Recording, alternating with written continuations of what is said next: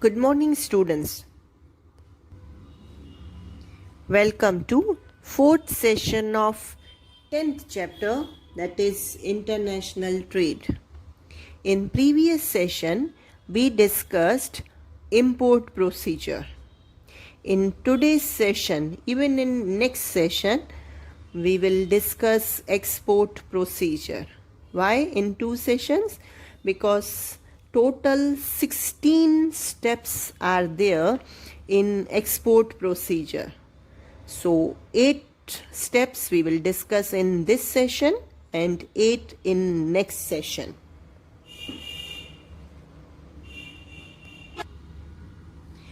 When a trader of a country sends goods to a trader of another country, it is said that he has exported goods. Like import procedure, export procedure also is different in different countries. But in our country, export procedure that we will discuss today. Now in that first step, that is getting an order. The export procedure begins from the day when exporter receives order from the importer. Generally, after correspondence and inquiry, the importer will place the order. In the order, total information about the business deal is stated in that. The details mentioned in the order are like details about goods or services, its quantity, decided price, packing specifications, date of dispatch of goods, details of insurance, the details about the shipping agency, details about payment, as well as terms and conditions mutually agreed.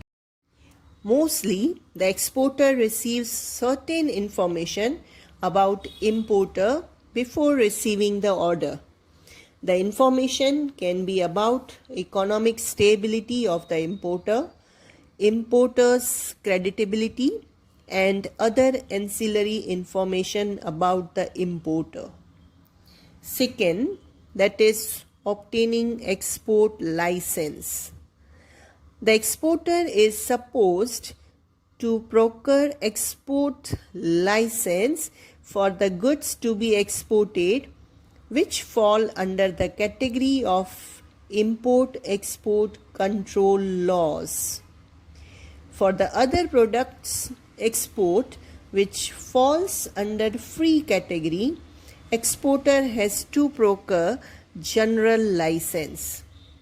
An application has to be made to the Trade Department of the government in prescribed form with necessary fees to obtain license for the other items.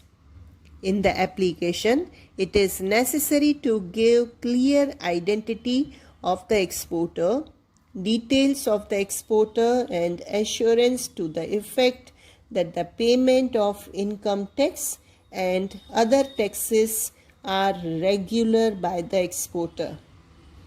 The businessmen or professionals who export regularly are known as export house. Third step, that is collecting goods. The exporter collects the goods as per the importer's order after obtaining export license. If the exporter is a manufacturer, he starts manufacturing goods as per the order, and if he is the trader, then he starts collecting goods as per order. Fourth, that is foreign exchange activity. The controls about foreign exchange have become liberal after 1991 as the government has accepted liberalized policy. The importer makes payment of invoice of the exporter in his country's currency or in US dollars. There is control kept by the RBI or its appointed bankers and institutions over foreign exchange transactions. Hence, exporter has to apply with the RBI in a prescribed form for getting foreign exchange being converted into Indian currency. In this application form, how much foreign currency is to be received, when and how the same is to be received, through whom the same is to be received, etc., details have to be given. The copy of this application is also to be given to the bank or institution through which the export transaction is being undertaken. Next, obtaining letter of credit. The exporter goes for verification of the financial capabilities of the importer for the security of the amount of his bill before exporting goods. For this, exporter writes a letter to importer to ask for a letter of credit, in short we call it LC, from the bank of the importer. Certain times, bank of the exporter, through its branch in the importer's country, gets such inquiry about the creditworthiness of the importer. This is also done through some other medium. Then the certificate of credit of the importer mentioning the creditability of the importer for the transaction to be undertaken is issued by the importer's bank, which is termed as letter of credit. Next, that is obtaining shipping order.